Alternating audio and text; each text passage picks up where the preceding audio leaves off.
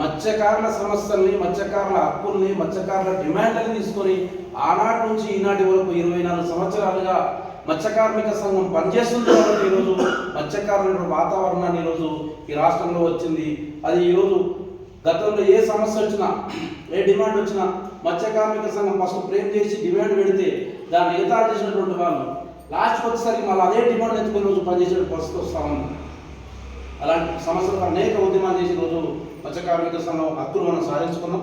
అనేక డిమాండ్లు ఈరోజు చాక్లెట్లు వచ్చినా, మార్కెట్లో వచ్చినా, కమ్యూనిటీ హాల్స్ వచ్చినా ఇవన్నింటి మీద ఆనాటి సంది ఈనాటి వరకు మత్స్య కార్మిక సంఘం పనిచేస్తాం.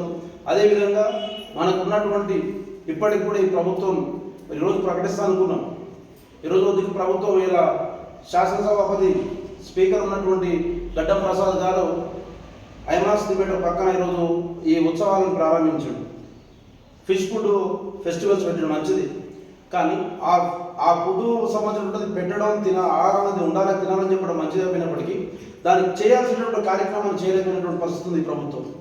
ఈరోజు పిలిచి మమాన్ని పిలుచుకున్న ప్రోగ్రాం తప్ప మన ఏం ఉపయోగం లేనటువంటి పరిస్థితి వచ్చింది. బడ్జెట్ సరిగా లేదు.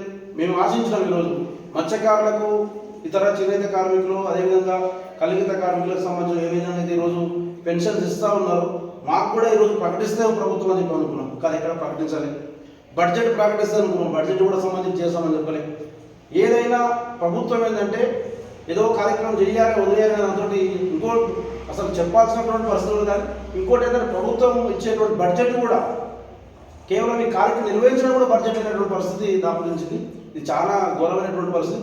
ఒక రకంగా చూస్తే రాష్ట్రం మత్స్యకారులను అవమానించినట్టుగానే మనం భావించాల్సిన అవసరం ఉంటుంది. ఏదేమైనా మన సంఘం పోరాటాల సంఘం, హక్కుల కోసం నిలదించేటువంటి సంఘం, అనేక ఉద్యమాలు చేసేటువంటి సంఘం. ఇక్కడ కూడా ఈరోజు సెలబ్రేషన్ కూడా మనం ఏ విధంగా ఉపయోగించుకుంటాం?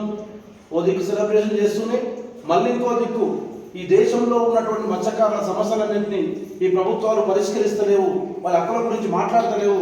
దేశవ్యాప్తంగా మత్స్యకారుల సమస్యలు చర్చ జరగాలని చెప్పేసి మనకు ఈరోజు అఖిల భారత మత్స్యకారుల సమాఖ్య పిలిపించింది.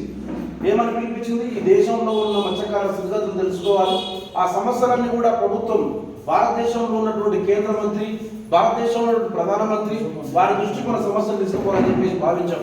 అందుకనే సంతకాల సేకరణ కార్యక్రమం ఈరోజు రాష్ట్రంలో మొట్టమొదట మనం కంపిటీషన్ తుకారం గేట్లో హైదరాబాద్ మేడ్చల్ మల్కాజ్గిరి 2 జిల్లాలు కలిపి కంపిటీషన్ అందులో ప్రధానంగా ఇక్కడ కంపిటీషన్.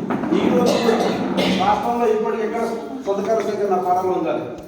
ఈరోజు ఇక్కడి నుంచే మల్కాజ్గిరి జిల్లా నుంచే, మల్కాజ్గిరి గంగపుత్ర సంఘం నుంచి ఈరోజు మళ్ళీ మనం సంతకాల సేకరణ ప్రారంభించి ఈ రాష్ట్రంలో నుండి మత్స్యకారులకు, ఈ దేశంలో నుండి మత్స్యకారులకు మా హక్కులు పరిష్కరించే వరకు మేము సంతకాలు చేసి మళ్ళీ ఢిల్లీ దాకా మేము వస్తామని చెప్పేసి హెచ్చరిక చేయాల్సిన అవసరం ఉంది.